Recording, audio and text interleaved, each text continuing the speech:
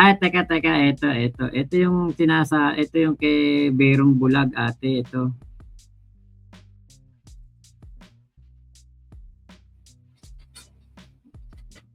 Kaya lang kung ano to, mahaba kasi to eh. Pero ito yung ano, yung issue noon kay Berong Bulag.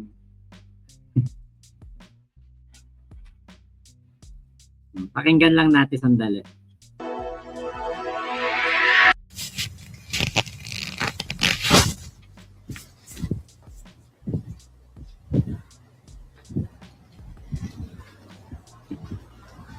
Sila so andun ang suotin mo. Baka nalalamigan ka. Kasi baka magod ka ng medyas.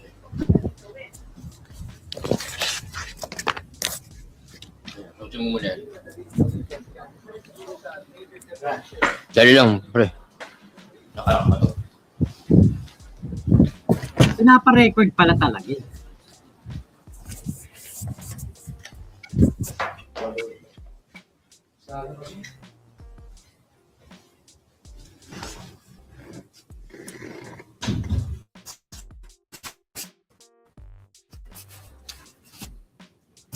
Dalawang isip ko kung sasabihin ko sa'yo. Pero Hindi. nakita ko naman Naman. yung pagiging tapat niya sa akin. Maganda masabi para alam namin kung saan ang lugar. Kapatid kasi ko.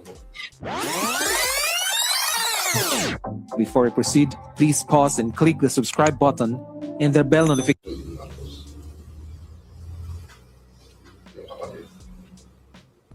Mahina. Sino mo, kapatid mo, Anak ako ni Ferdinand Marcos senior.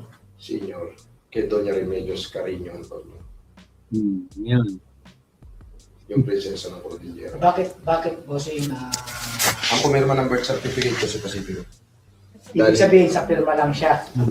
Pero sa biological fathers, Si Ferdinand Marcos. si Ferdinand Marcos. Kaya pumakoy. Ang tatay ko. Kaya ganyan ako katapat. They stole the name that's supposed to be mine. Yung Nanay- ibig sabihin, Nanay ko dapat ang talagang asawa ni Presidente Marcos, hindi Yan. Kaya nga sabi niya si eh. Don Isabelo Antonio, asawa ni Doña Maria Carino. Ang anak nila, si Doña Remedios Carino Antonio, yung aking ina. Si Don Mariano Marcos, mahirap lang yan. Tauhan niya ng Don Isabelo Antonio. Si Doña Josefa Edralin, ang talagang may pera. Magkukumadre yan.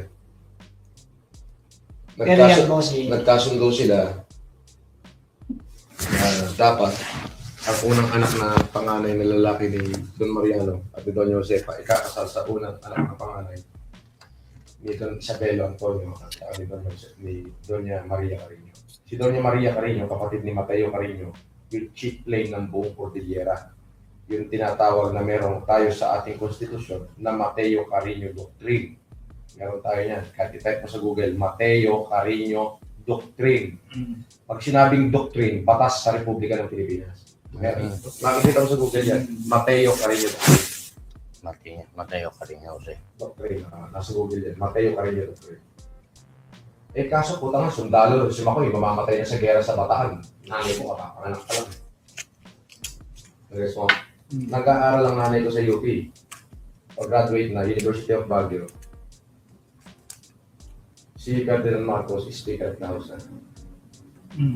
Nagkaroon ng Miss Manila. si Imelda yun eh. Ah. Miss Manila. Nagalaw ni Makoy sa Imelda. Hanggang sa binlockmail na ng Romualdez si Marcos. Lumuhod si Ferdinand Marcos. Kaya pala, pakinggan mo na kasi. Lumuhod si Ferdinand Marcos sa lolo ko. Sa Lolo Belo. Tinawag ni Lolo Belo si Berong Bulag. Yung Berong Bulag, yung pinaka-leader ng Palahak. Tauhan ng Lolo Museo, ng Lolo Belo. Lumuhod si Ferdinand Marcos kay Lolo Belo. Ang sabi niya, Amang, when I undertook the experiment, I know I had to pay the price. Kasi nag-experiment siya kay Imelda. Tinira niya si Imelda. Eh ngayon, kasalan na. Nabigla yung mga Antonio at Carino. Eh puro mandirigma yan. Si Doña Maria Carino, bro, may-ari ng buong Cordillera yan. Ay katabi ng Cordillera, Ilocos Norte. Pagkati lang yan. Magkatabi lang yan. Pagbaba mo ng bundok, Ilocos na. Kapag ng Ilocos yan. Magkumadre yung lola ko at saka si Lola Doña Josefa Edralin. Kaya pala, Andali. Sige. Kaya mo matapos. Hmm. Ngayon, sabi ni Marcos Lumoy, Amang, when I undertook the experiment, I know I have to pay the price. But it should not to be Imelda who pays such a price. Kasi ang order ni Lolo Bello, paayin lahat ng Romualdez hanggang third degree generation. Yun ang order ni Isabelo Antonio, ni Don Isabelo Antonio. Ang in-order niya, si Berong Bulag. Na pelikula yung pangalan Berong Bulag. Si Anthony Alonso ang gumanap, yung pinakamatigas na guerrilla sa buong Pilipinas. Meron bulag yung parang pirata. Nakakabulagan sa mata, no? Oo, yung parang pirata. Oo. Si Berong Bulag. Ngayon, sabi ng lolo ko, sige, patatawarin kita, pero dapat matapad ang kasunduan. Kailangan magkaroon tayo ng anak ni Rene, at ayoko isilang ang apo ko na walang kinikilala ka. So, nagpakasal na si Imelda at saka si Bobo. Kaya si Ferdinand, nagkaanak na sila. Tatlo. Si Mama nun, ayaw na makapagkita kay Lefer. Ayaw niya naman. Eh, wala siyang magawa kasunduan. So, punta ng Belgium, December 22, 1978. Ngayon ako nagkakamali. 1978, December 22, 1978. Nagpunta sila ng Belgium. Doon ako binuo.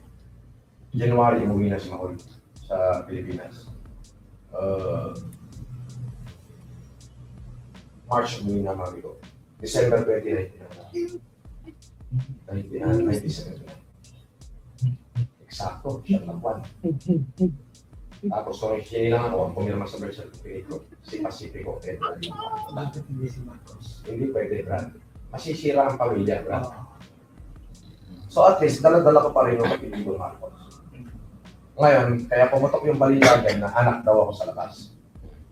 Pero ang birth certificate ko, paano ko nasa labas? Eh, Pacifico yan. Yun ang kinikilala ko naman. Ngayon, minsan marami kumukwestiyon. Eh, bakit sila doon ang anak din ng Pacifico? Yan. Pero no question na. Ganyan lang ang katigas. Kaya pala. Ngayon, dahil sa sobrang hinanakit ko noong 2008, sobrang hinanakit ko, nagwawala ako sa Ilocos. Buhay pa yung tiyahin ko si Porto. Siya lang ang umahapo sa akin.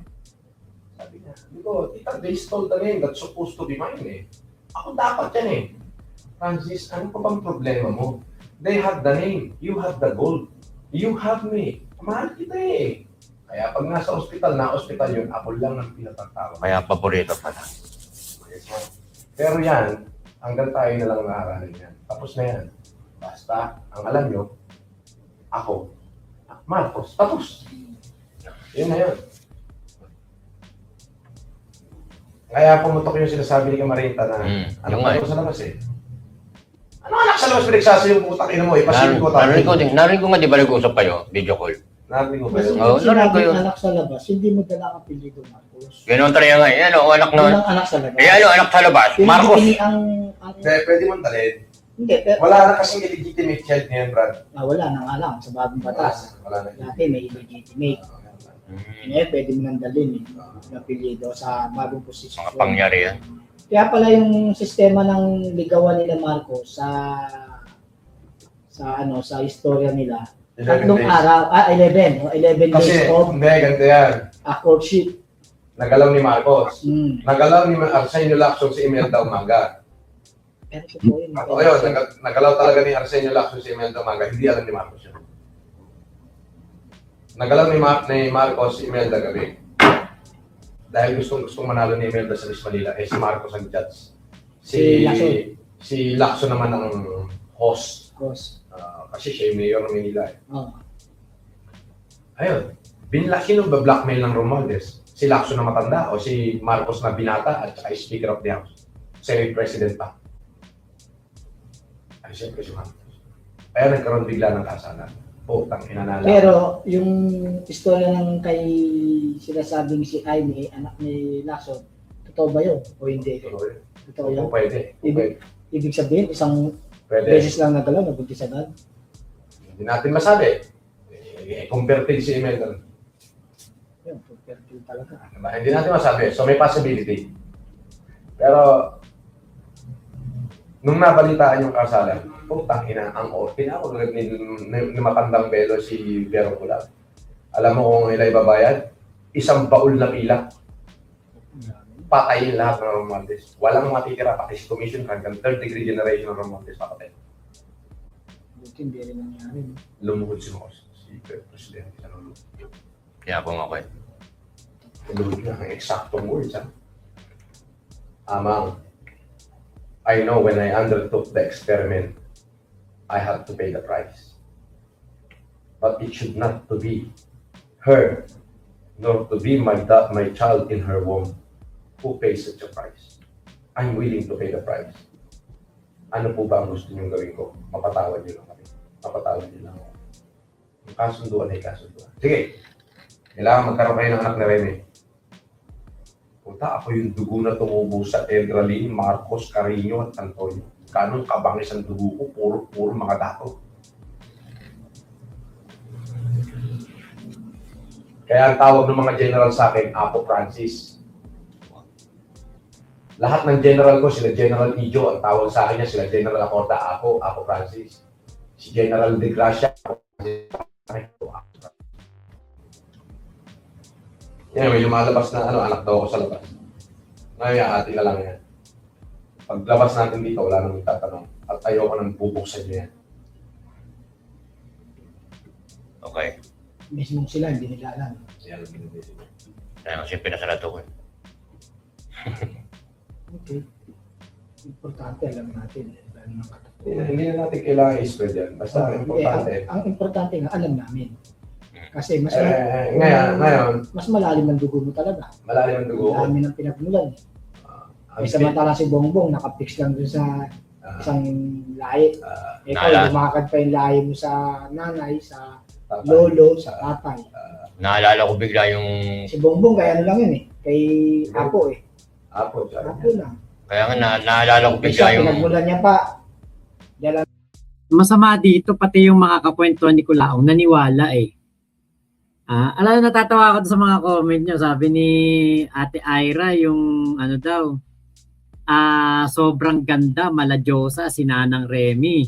Nabati lang nung malignong nagbabantay sa gold bar. Big Mama, last joke mo na yung Kulaong, sakit na ng tiyan ko. Kuya G, ang sarap dalawin sa kulungan yan at batukan ko kagad. Dapat pa DNA test itong hindi DNA eh, dapat dito pa neuro. Para hindi DNA test eh, pa neuro exam to eh. Umismeng ko sa haba ng kwento ni Kulaong, nakakalimutan niya na ibang details. Dapat may katabing typewriter yan eh. Yun nga eh, ang narinig ko pa kanina bago magsimula yan, parang, record nyo. Naririnig ko eh. Parang pinaparecord talaga ni Kulaong. So parang ganun din. Ngayon ko lang kasi nakita yung original nito eh. Na actually yung kasi yung aking napakinggan nung una, hindi ko narinig yung i-record nyo. Ngayon ko lang narinig na merong salitang ganun na i-record nyo. Hindi ko alam kung boses ni Kulaong yun o boses nung DDS na ngayon.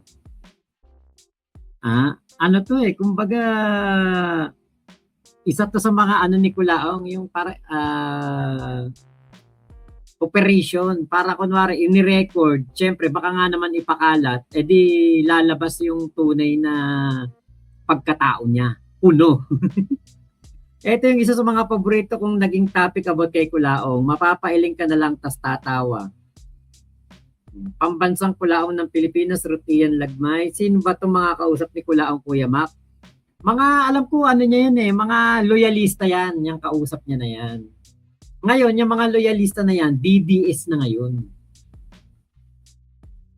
Parang clear ito ngayon kaysa una mong pinadinig. Oo nga, no? Parang medyo yung boses ni Kulaong. Sino naman yung kausap niya madaling mauto? DDS na nga po ngayon. Anak ng tumbong na kabayo ang tunay. Yun nga Kuya G, di ba para mapapaisip ka, sabi niya test tube baby siya, sabi niya kay Yama. Tapos ngayon, ginawa niya ang nanay niya ni FM. Ginalaw niya ang nanay niya ni FM. Ano ba ang tunay? Wala nga pong tunay doon. Walang tunay doon eh. Tapos yung sinabi mo Kuya G na si Kulaong ay sa Belgium pinanganak at pwedeng magkaroon ng Belgium passport. Kagagawan po talaga. Ate Michelle sabi ni Kulaong ginawa siya through IVF. Factory defect kinalabasan niya noon kasi embryo pa lang si Kulaong nag-brown out yung laboratory. Kaya defektibo kinalabasan. Nabuo ng December 1978 na ipanganak ng September 1979. January, February, March, April, May, June, July, August, September. Wow, di ba? Sakto, 9 months. Grabe, parang scriptwriter ng K-drama si Kulaong. Conet Rabang. Gago talaga, El Supremo ay si Luis Tarok, alam ka pa noon. Ayan, si Kuya G. Mamjo, tuwan-tuwa. Sa lahat ng pinanganak ng super yaman, si Mangusin lang ang mukhang malnourished. Buong Cordillera nga yun eh, yung ano niya, yung sa nanay yan niya noon eh. Saan kaya kumukuha ng kapal ng mukha at tapang apog yan si Kulaong? Ano talaga, likas. Kuya dyan gayong magsinungaling talaga. Yes, Ate Ira, si Nanang Remy daw talaga dapat ang first lady. Kuya Elmer, putong inamoy. Kulaong ang kapal ng mukha mo para sabihin mong anak ka ni Ferdinand Marcos.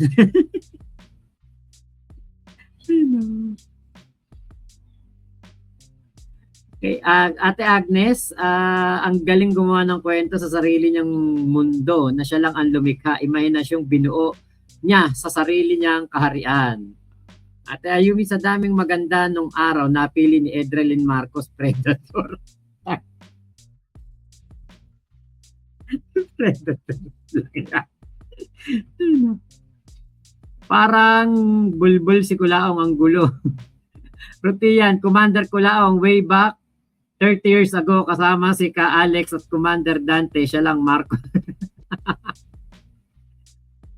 Ate Agnes, puro mga katang-isip lang ang mga pinagsasabi niya na siya lang ang may likha. According kay Google, there is no publicly available or verified evidence that the mother of Norman Mangusin, Remedios Antonio Mangusin, finished any formal higher education. UP Baguio daw eh. Malay nyo naman. Baka nasunog yung UP Baguio noon o baka nawala yung records nung lumindol sa Baguio. UP Baguio, di ba? Ang nakakabwisi talaga yung si Imelda Marcos pa ang naging third wheel kay Remy at Ferdinand Marcos Sr.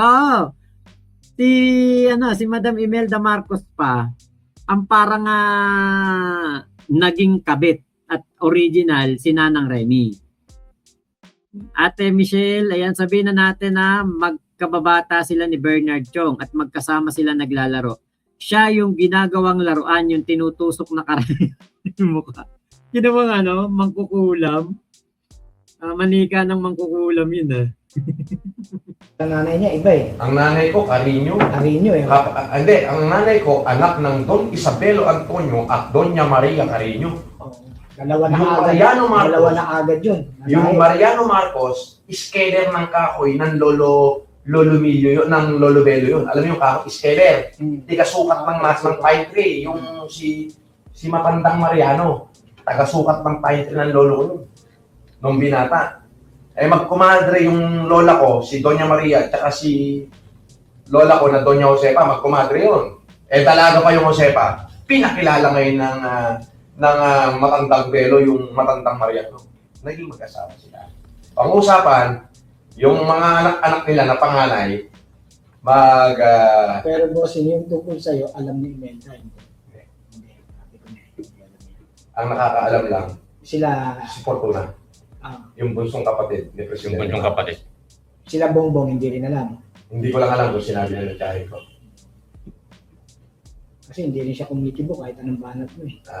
Kumbaga, Kaya pala nagagalit na si Boss. iniiwasan niya rin mabanggato kasi ganito dapat kahit pa paano mag-words din siya, wala eh. Diba? Ibig sabihin, sapaw. Baka ipadala ko sa iyo, yun lang sinabi ko, baka ipadala ko sa iyo lahat ng na resibo ko, maubos lahat ng kabuhayan mo, hindi ka makabayad. Kaya ngayon, doon nanggalit yung ano, yung mga loyalist. Kaya nga mas dapat ka talaga bossing, tumakbo ng politiko. Kasi ang dugo mo, mga dugong dugo. Hindi kasi, ang problema kasi Kasi ang kailangan ng Pilipino ngayon, yung mga tulad mo. Correct. tumakbo na ako eh. Underage ka nga eh. Oo, pero puta lang, ito lang. Nung tumakbo ko, bakit tahimik sila? Eh kung pwede ako, puta ko kontra yan. Kontra yung mo gamitin ang pinili namin. Tsaka si Jessica Soho. Kaya yung mga... Isang Peggy Marcos tumakbo sa pagkasenador. Hindi ganun eh. Ang sabi ni Jessica Soho, underage naman para sa senatorial election, ang 33 years old na si Francis Leo Marcos. Dapat kasi, hindi bababa sa edad na 35 ang edad ng tumatakbong senador sa araw ng eleksyon. Hindi dapat nung palang kekoy na ako. Ano ba? Yan yun. Hindi nga. Kaya nga ngayon, sumakbo ka na. Lalo ngayon, marami ka ng mga natulungan. Hindi naiintindihan ni Culaong na kaya lang siya hindi pinapansin ng mga Marcos kasi hindi naman siya kapansin-pansin. Hindi siya pinansin kasi nga hindi naman na kapani-paniwala noon yung mukha ni Culaong na Marcos eh. Kaya nanahimik lang ang mga Marcos noon kasi alam naman nila na nagpapanggap lang yan. Saka wala naman yatang sinoplax na iba. Kahit ba yung kumandidato noon, Marcos din. Sabi niya, siya daw ang may hawak ng kayamanan ba ng mundo'y sinasabi. Pati yung si Eli, hindi Eli Pamatong. Meron pa isa yung Marcos eh. Yung may bigote rito na gano'n. Kumandidato din yung senador. Hindi rin naman pinapansin ng mga Marcos yun. Kasi nga parang mga metoyo naman yun eh. Saka sabi nga ni PBBM sa isang interview, sabi ni PBBM, marami yan, nagpapanggap. Kapag namigay, di tanggapin nyo. Pero pag humingi ng pera, huwag nyo bigyan. There will be a right time for that. Alam mo, Ferdinand, mag-humanitarian pa ako ng ilang taon. Sabay babanat ako. Boom, nandiyan kayo sa tatlo. Tsaka marami Pinag-iisipan ko, 2000, itong next election o 2022. Kung tatakbo si Ailey ngayon, hindi mo na ako tatakbo. Magpapail tayo, samahan niyo ako, sabay pagdating ng quorum, mag-withdraw ako ng candidacy ko. Ayan, mag-withdraw ako. Your Honor, I withdraw my candidacy to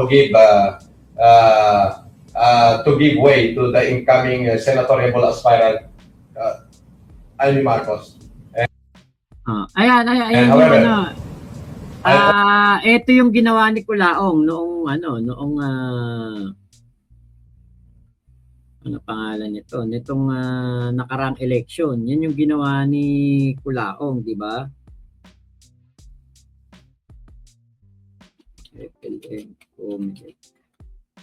Nagkatotoo yan yung aatras si Culaong.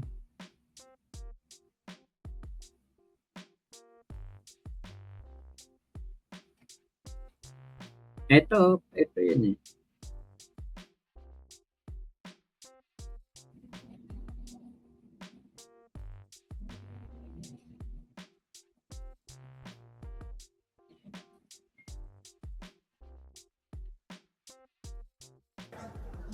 Ito yun, no? Nag-humanitarian ako ngayon, nung narinig ko sa statement ni Chairman Garcia, that the government will spend another 132 million para just pag-imprenta ng mga bagong pangalan ng balota. Siguro, kung may pagmamahal ako sa bayan, dapat siguro mahalin ko talaga yung bayan, ipakita ko na dapat makatulong tayo eh. So, the money of the people will be spent for nothing. So kung ako lang yung magiging hadlang para gumastos na naman ng panibagong 100 milyon ng gobyerno, mas mamatamisin ko na lang, malayo pa naman election eh. So, Chairman, formal kung ibinibigay sa'yo yung withdrawal of candidacy ko. DCC. Ayan, pinamato ko yan. Wala ko naman sari. Kumbaga, para sa'yo, Chairman, kasi alam mo na, at para naman doon sa mga supporter ko, alam naman ni Manang na mahal ko yan eh. Kaya kung ino na lang siya, kumahal niya ako. Alam naman ni Manang, parang Marcos na Marcos no? Manang. Isa pang dahilan kung bakit ko binibidro yung candidacy ko para bigyan ng daan yung kandidatura ni Senator Ailey Marcos. So nananawagan ako sa lahat ng mga supporter ko, especially the Filipino Family Club International, na supportahan natin si Senator Peggy Marcos to accomplish the liberty. And of course, gusto ko na rin tulungan si Chairman George Garcia na matapos na. Kung hindi na uli ipagprenta ng bagong balota, huwag nyo lang i-shred yun. Yung people na lang i-shred yun. Ayun lang po, maraming salamat sa inyo lahat. Kaya personal, ako pumunta rito para formal kong i-announce na ni Chairman George Garcia yung aking withdrawal of funds. Ano nagtulak sa'yo?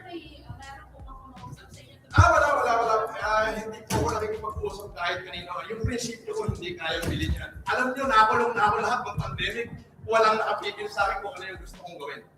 So this time po kasi, narinig ko yung announcement ni Chairman George Garcia na 6 million balance yung CBE. And it cost already the government of 132 million. So sabi ko, ano bang purpose? Sabi ko, kung talagang gusto kong makatulong, this time makatulong na ako. Ano yun? To save another 132 million funds ready. So kaya yun ang mismong muna. At isa pa, sabi ko nga, gusto ko rin bigyan ng dahil yung kandidatura ni Senator Peggy Marcos. Kasi kung dalawa nga kaming Marcos doon, baka parehas pa kaming matalo. At least na kahit papalo, may Marcos na magsisilbi sa bayan, ay mawala pa. Diba? Yan yung yung dito sa napakinggan natin na sinasabi ni Culaong yung tungkol dito sa pagkandidato. Ito yun nangyari talaga. Lalo ngayon, marami ka lang mga natulungan. There will be a right time for that. Alam mo, Ferdinand, magiging humanitarian pa ako ng ilang taon. Sabay babanat ako. Boom, nandiyan kayo sa tatlo. Tsaka marami pinag-iisipan ko 2000, itong next election o 2022.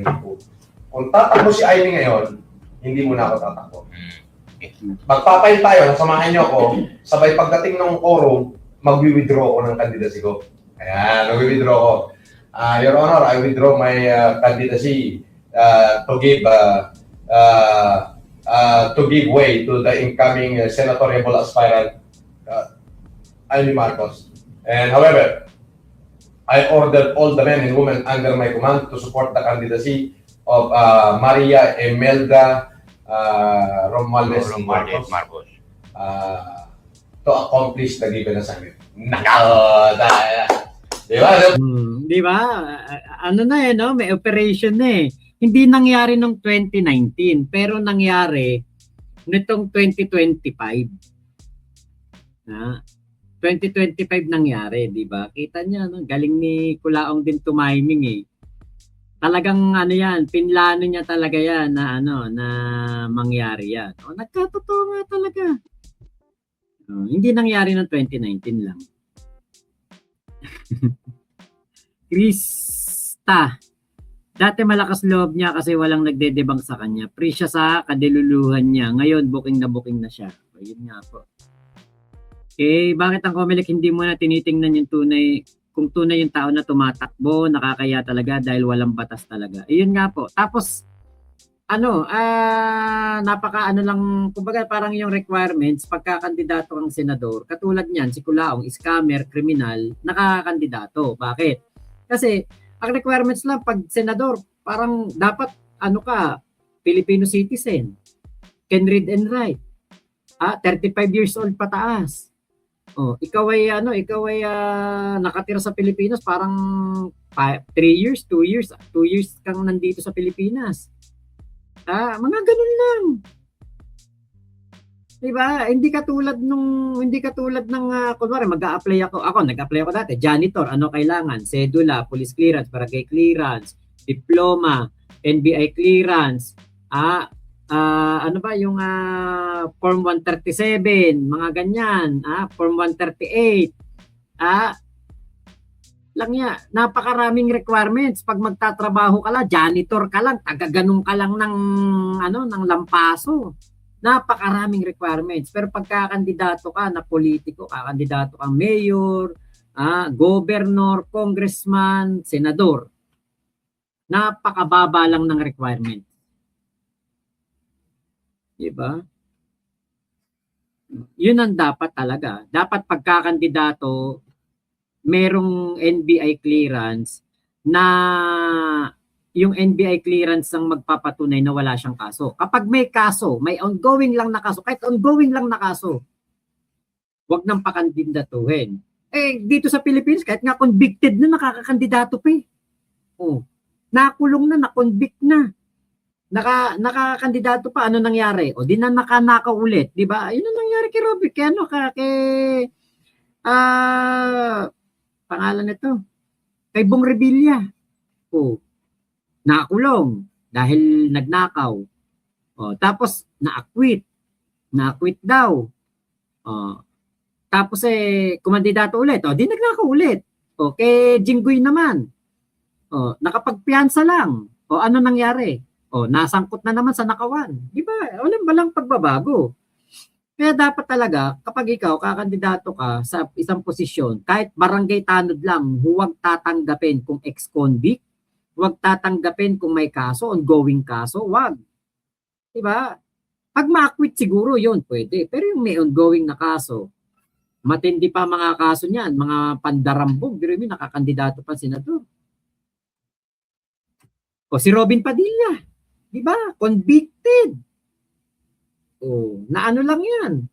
Naparol lang yan, di ba? O, dapat dyan, yung mga yan, hindi na pinapakandidato yan. Tama ka, Makmak, dami hiningi. Sana yung mga nakulong na di na pinatatakbo pa. Nga po. Ang di na tatakbo na ng presidente ng Sopotnik sa Hoyo. Hindi, alam ko, yun nga, kapag ikaw daw kakandidato ngayon, 2028, kailangan na ng birth certificate. Eh wala na siyang birth certificate na Francis Leo Marcos. Ano na gagamitin niya? Norman Mangusin. No? Di kapag ginamit niya Norman Mangusin, mapapahiya siya. Bakit? Norman Mangusin ka pala, hindi ka pala Marcos eh. James Khan, hello po. Anthony Maglake ng Wellington, New Zealand. Oh, ano to? Kababayan to ni Ate Ami Bell ba? So maraming salamat po ha. Ingat po kayo. Nasaan mang panig kayo ng mundo. Momo, chup chup, love you. God bless us all. Pilipinas, God first.